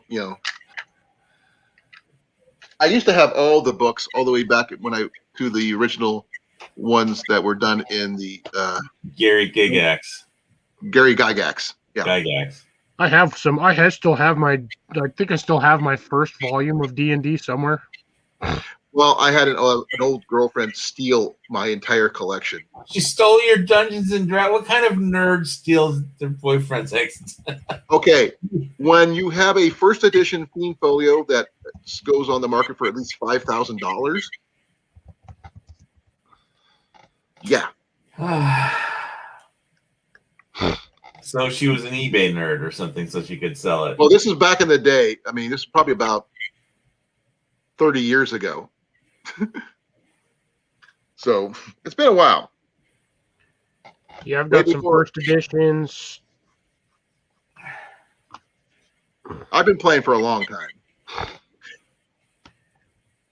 I guess I Garden State Connect. since I was a teenager, but I remember. Well, the thing is, it's pretty popular nowadays. It's Apparently. dude, it's bringing back. Yeah, it's coming back to life for some reason. Yeah, I mean, I started out People are with sick of computer games, or they don't, or what? it's a lot. You can play it online together, you know, like the way we are now. But they can do their rolling at home, and they still interact with people, and they're still doing stuff without making themselves go nuts, being stir crazy. Well, yeah, I guess because everybody's locked in their house because of all the lockdowns. So I guess Dungeons and Dragons might be one thing people could do. Yeah, and it's pretty. I mean, there's a place called Critical Role here on YouTube that I follow. They have some interesting storylines they go through, and the scenarios are interesting. And the fact is, I mean, I just like playing. It's fun. Yeah, Dude, yeah. Well, look what Bomber Steve said. He said he started that in 1983. I was 2. I was see. See, I I did was that when I was in junior tenth- high and high school. I mean, I need to do some math to see when that was. I was a 10th grader in high school, Cliff. So you were like 12. No. 79 or something. I don't know. I was actually about 15. Wait. I can actually verify how old I was, but at that time, I I'm not. can't even do the math to go that far. Back when dinosaurs roamed the earth. Damn, Colin, you just got Thank you. so old. Man, I'm trying to find my stuff, but it's like buried under everything. I don't want to have to move half my shit to pull out one thing. Yeah, fuck it. Let's see. Oh, it's actually stuck to the wall. See, 85 would have been 15. Let's see. 87, I was 8. Now, see, if you guys really want me to nerd out, you have to play this. I was 20 in 87. What? My shit's popping out of my sleeves here. Get back in there. The closest I came to getting back into Dungeons and Dragons is World of Warcraft, and You gotta All get me a nerd out on this I shit. play Yeah, that too. that's where I'll nerd out. well, I quit playing World of Warcraft when they just killed PvP. Right. I never played World of Warcraft. I was more into Final Fantasy. It was way better. But No. all those games came Well, from the Dungeons and Dragons. battlegrounds were were hella fun until Wow. they killed PvP. That's pretty cool, Steve. Yeah, there we go. Steve knows what I'm talking about. Yeah, no, this stuff, dude, I probably spent thousands of dollars on this shit. I got cards in here that are worth, just in this one deck, I got cards that are worth, like this deck alone is probably worth about $500. Because You know what? let me see if I can find it. Can I just tell you something, a secret, Cliff? Yeah, go for it. Okay, I have a cousin. Hey, don't And we all? no, here's the thing. He's got probably about $5,000 into a deck with multiple binders and everything else where he can just pull out any card he wants for any type of game he wants. Oh Yeah, I had that at one point. I was 15 in Here's- 1979. Okay. I have 2 colors I play. I play black and I play green. Doesn't matter. That's the only thing I do. I don't have fancy cards. I don't have anything maybe rare or anything like that. And he has all these really high-end, expensive, rare cards. And I took him down in one game. Oh, you would hate playing with me because I'm used to going up against death decks, and all the decks that I build are designed around all those. So no matter how badly you think you're going to kill me, I just shit out creatures left and right, and you just waste your time. Black and green decks. You can do Yeah. that. This is my worm deck with the Elvish Piper. I just basically tap one and drop a worm, and I slap you with a 6/6.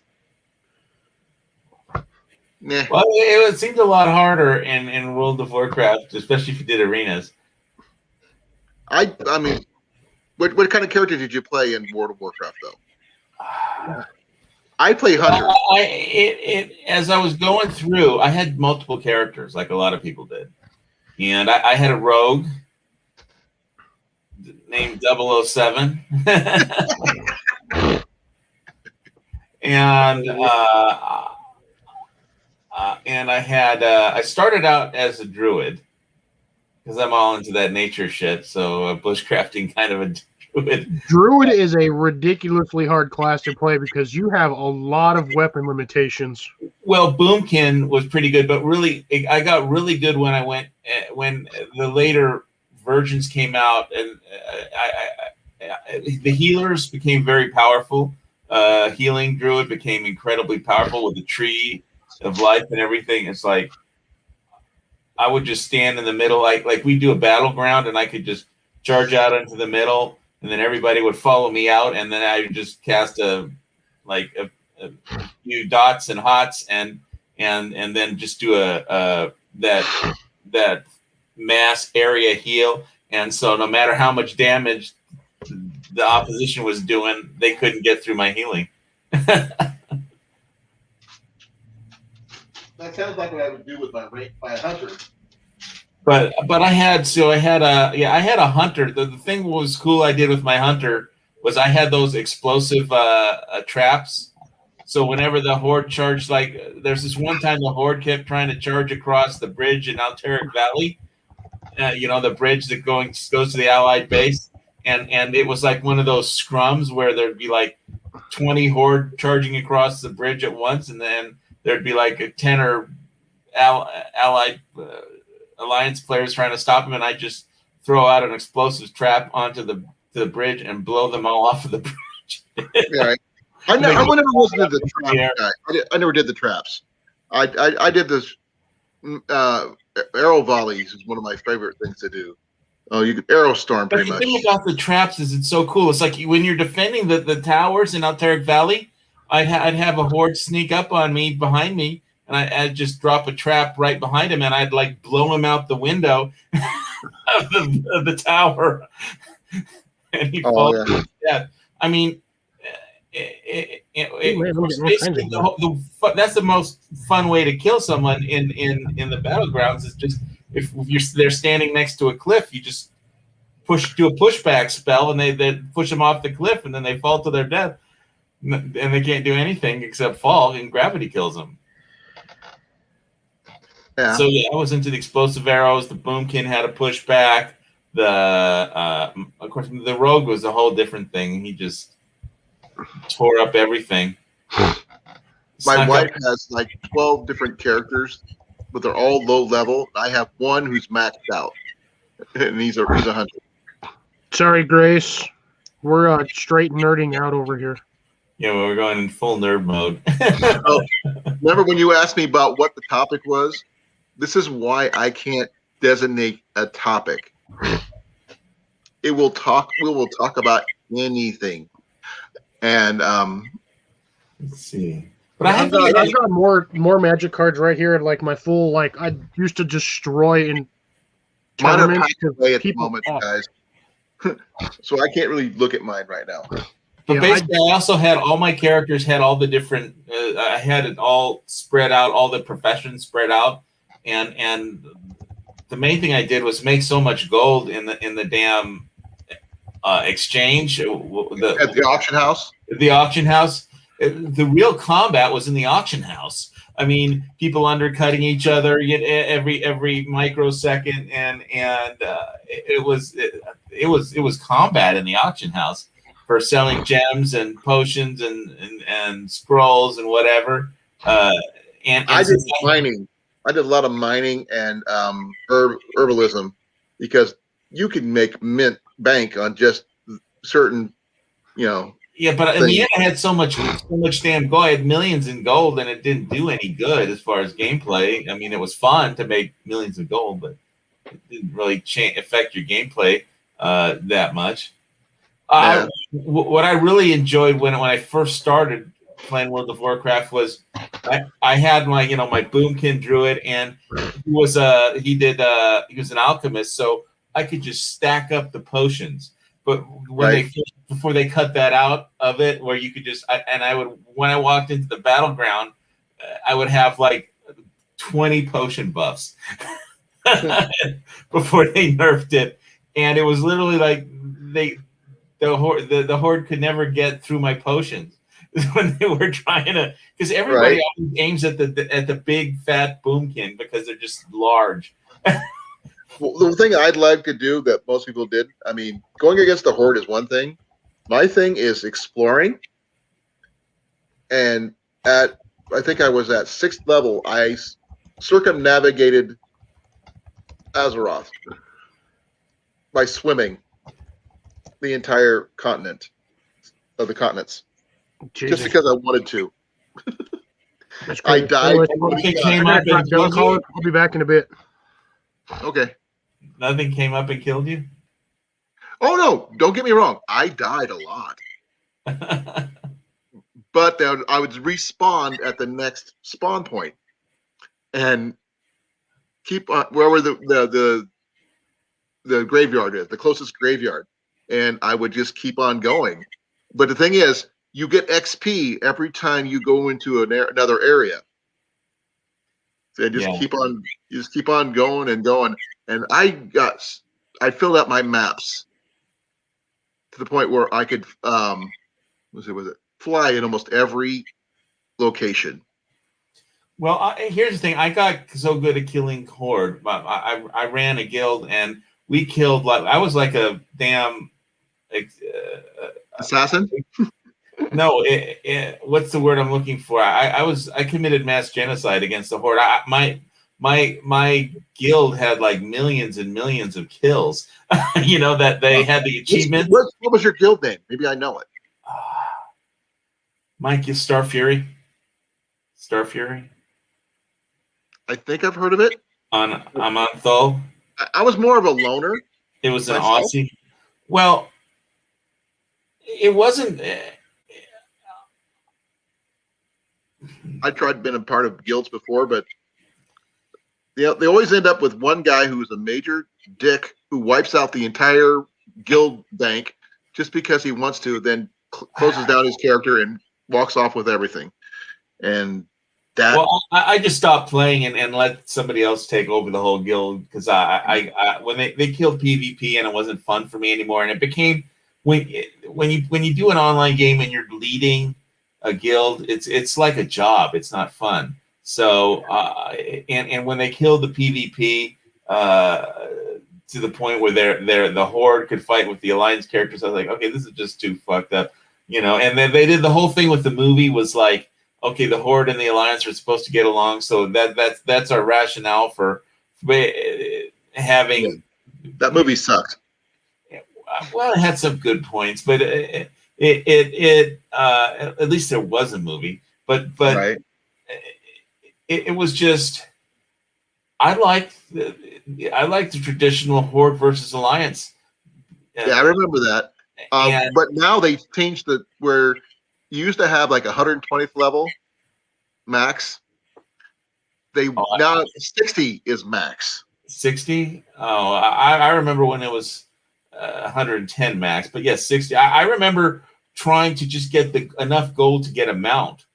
It was just very, very difficult, and exactly wound up with millions. But it all became irrelevant to me when PvP just wasn't fun anymore. Well, they started. My favorite thing right now is trying to find different mounts for different parts of the world. Like underwater mounts are hard, especially if you're looking for a particular one. But now you can go to the main. I haven't played this for years, so give me like a second. a decade or something. Go to the Blizzard Entertainment Center, entertainment site, and you can buy a Celestial Dragon mount. Just outright buy it. Yeah, I used to do the mount achievement, and I think I had them all when I quit. All the mount achievements. Well, The there's mi- all new mounts now. well, I know they sold them because could make money selling them. Is why. Exactly. And it's just why? I mean, it doesn't make sense. Yeah, mounts didn't do any good as far. They look cool, but they didn't give you any particular advantage for playing the game. I like the motorcycle mount. I remember one time I was in the Alteric Valley battlefield with my rogue, and I was on the. I had to get to the. They were getting ready to assault the horde boss, and I had to I was on the wrong side of the battlefield, so I had to just get there really quick. So I just got on my motorcycle and drove right down the main road, and I passed by one of the horde graveyard posts, and there's like a horde standing there, and he thinks I'm going to fight him, and I just keep going by him, and then he chases me, and somebody cast some spells at me, so I drove the bike off of a cliff, popped my parachute thing, and just sailed off into the trees and popped invisibility. I was a rogue, shadow meld or whatever, and disappeared. Right. The thing I did, I love doing is getting just a generic mount and throwing on those inflatable horseshoes and be able to ride straight into the water, over the water. And just, I know that one must have been after I quit. Yeah, I think I mean, it's just an addition you could add to. I mean, you can put the chute saddle chute, as they call it, I think. And if you fall, you don't hit the ground and go splat. I had a fighter so I could tank the PvP bosses. I had a tank for PvP. I sucked at dungeons, but as far as the tank goes, and but I could I could tank all the PvP bosses. So because that's pretty easy. So and it's just I really had fun. I was still you still get that sense of combat when you're going PvP, Right. and that you don't get and when you're still new to it, there's still just a twinge of fear every time you go into the battleground, and like if you're the only one in the capturing a tower or something, or going into a situation where you know that you're going to get into a fight, and you just have to be ready. Right. And it was there was certain adrenaline that goes with it that was very addicting about it. And so when they killed PvP, it was like, well, that's pretty much the only reason I actually like playing this game. Right. Did you ever play EverQuest? No. Oh man, it was back in the day when they actually could play through your PS. Well, it was a PS2 back then. I could play the game through my PS2, watch it do it on TV and everything. It was great being able to use do Rangers and all that other stuff, do the PvP stuff, and then they just decided to change everything and just make it straight PC only, which really sucked. No more controllers from across the room or anything. Now you got to sit up next to your laptop and actually do everything that way. It is. But I've got a gaming laptop that can handle all that. But I actually haven't played since November of last year. Warcraft? Yep. I haven't played in 10 years at least. Yeah, I stopped playing last year. Real life kind of took a hand, and you have to. Well, yeah, me too. It's not so much that. I mean, I could, internet, got everything I need. It's just a pain in the butt. It did have become more of a job but killing PvP was it for me. It was fun, but I had a lot of fun playing World of Warcraft when they had it right. We're doing it right, and it was a hell of a lot of fun. I can tell you all the cool ways I killed various different opponents, and all the crazy things that I shouldn't have been able to do with my hunter, with traps in arenas. I like one time I bounced a play. I knew there was a player coming, and I set an explosive trap right. So when this, I knew there was a rogue, and so when I just dropped it right before he attacked. And it like threw him like 10 yards back. I was like sitting in the very back of the arena with the starting gate, and it threw him out of the starting gate about 20 yards, which is exactly where I dropped a freeze trap, and he just froze. And unfortunately, the guy I was with, we had a vent, was a paladin, and he attacked him right away. It's like, no, don't you know how impossible that I threw him out into and turned him into an ice cube for like the next minute. We could have both double teamed the other guy, but he broke my trap. I was like, damn, stupid paladin. Well, they do allow for PvP in the classic World of Warcraft. They still allow that.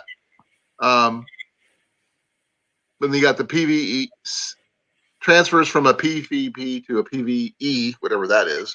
Realm, yeah.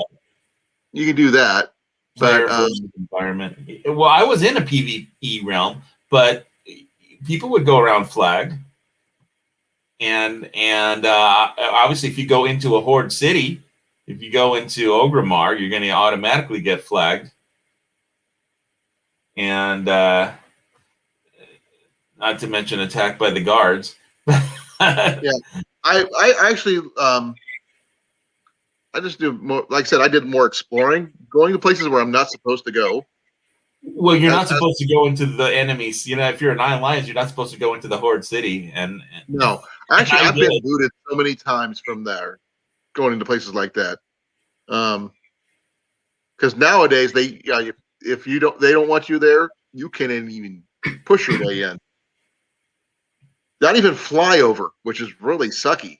Especially when you want to get to a certain place, then you find out you're going over a place that says, nope, you're not supposed to be there, even if you are in the clouds.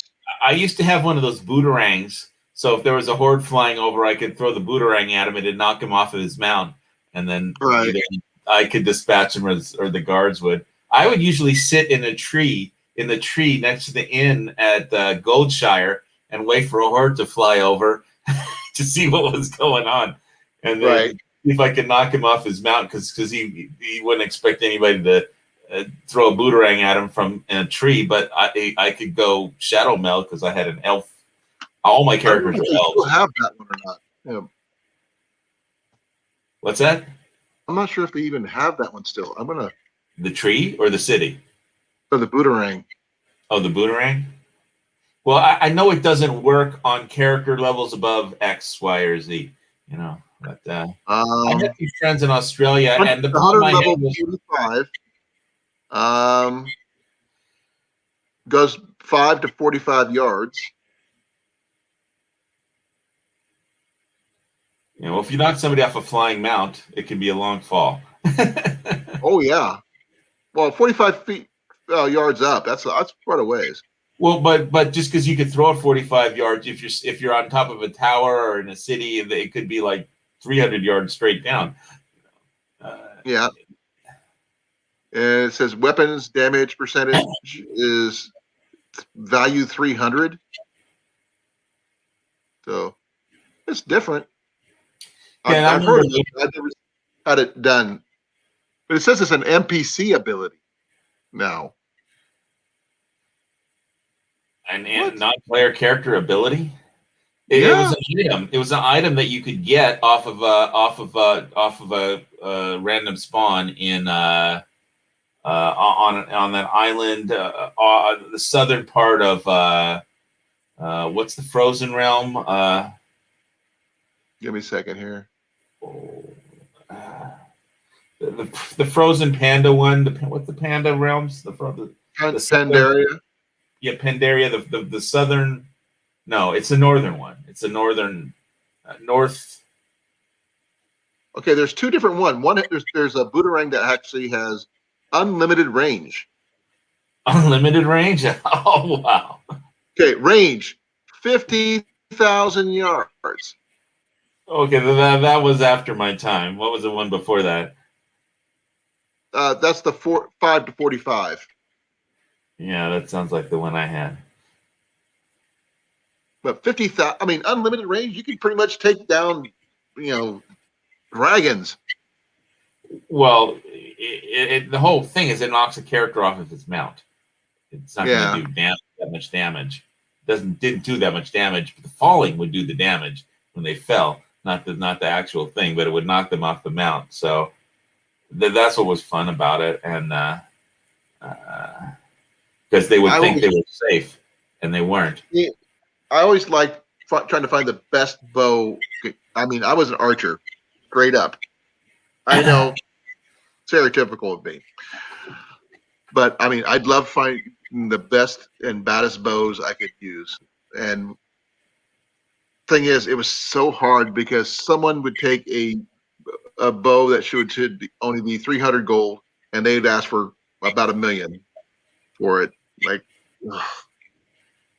And the sad part is, I would pay it just to get the bow. Oh, what, on the auction house? Yeah, I mean, if it increased my accuracy and damage, I mean, I was that high a level where I could, with one hit, I could do 100 and plus points of damage with one single little arrow. Not non-magical arrow, mind you, just with my other skill abilities, and it's just that's what I love the archers. It's my thing. Just smacking people. To the traps with the hunter. So there was 3 different classes. There's the beast masters. There's the ones that do the traps, and then what I did. Was it survival? I think they were survival, beastmaster, and I have to look it up. Marksmanship. Marksmanship is what I did. Yeah. And I hate to say that. Survival. I can't remember. I might have been marksmanship too, but the thing that I liked was the traps. The thing is, I threw some beastmaster in there because I love having my pet too. I really liked there for a while. I don't know if they still had it, but I wasn't ever be a beastmaster, but I had that ability that you can research on that I could summon like for 12 seconds. I could summon like all my pets at the same time. Right. Yeah, that would just like that would just cause havoc if I did that. Cliff, you do not see me. You do not hear me. Enemy targeting. They would never target me. I just like play dead. I'd fake death and let the beasts attack, and I wouldn't show up on their targeting. Right. And then when they were busy fighting my animals, then I could line up a long cast shot on them with a gun or an arrow or something. I avoided the firearm. It just doesn't feel right to me. So I would forego a firearm over a bow just because I'm a snob. Well, I like that one of the spells had a pushback for the archery thing. I use that to knock people off out of towers and shit too, or groups of horde back all at once. Right. What was that cast that had the knockback? The shot? Was that a marksmanship thing? Yeah, I think it was, but with a firearm, not a bow. Oh, I'm pretty sure I was a firearm kind of a guy. That was not into the bows. Well, the thing is, it's a archery thing for me. I know it's stupid for some people. I can understand why you have a marksmanship hunter in World of Warcraft because you're into archery. That's cool. And you probably understand why I had firearms up the wazoo on my hunter. Because right. that's what I'm into. I mean, if you got true shot, with aim shot and rapid fire and volley on top of that, I mean, you're doing some serious damage. Well, yeah, but if you're trying to fight like 20 horde on a battleground, then it gets That's spread why out. It gets That's dispersed. why you do explosive shot with volley. And then between use rapid shot with rapid fire with explosive shot and volley. I remember one time when barrage. It's called barrage. when my Boomkin Druid was surrounded by a horde in Alteric Valley, and I just popped that potion that turns you to stone. But they Right. changed that potion, but back Yeah. in the day, it would turn you. They couldn't do anything to you for like 60 seconds or whatever, and so Right. they would just it's like just when they thought they had me, I just drink that potion and they couldn't touch me, and they'd all go on to somebody else after saying some things in Turkish that I couldn't understand because they didn't have the universal translation thing that back then. But I had so many damn potions. That's why I was. It was so funny when sometimes, because what happened when I started playing is I had like my little druid character, and I would go out and then try and pick herbs in the starting area, and there was this mean horde hunter that kept preying on all the low level guys, and so it got so bad that eventually I put out a bounty on him. Like I mean, 10,000 gold for the death of Dexus. Well, I had a friend of mine who played Horde, but he found what was he would say an add-on or something that allowed his character to actually physically talk to my character, which is really weird. You're not supposed to be able to talk to Horde when you're in Alliance. And we actually teamed up for a couple things we weren't supposed to team up with.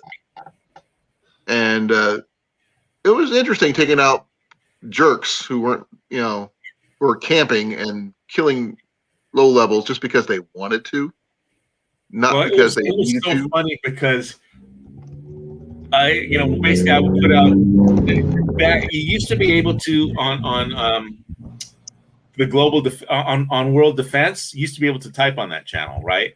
So I could type on World Defense where if he showed up where he was, and then all my mates would come over and descend upon him, Right. Because Dexus is in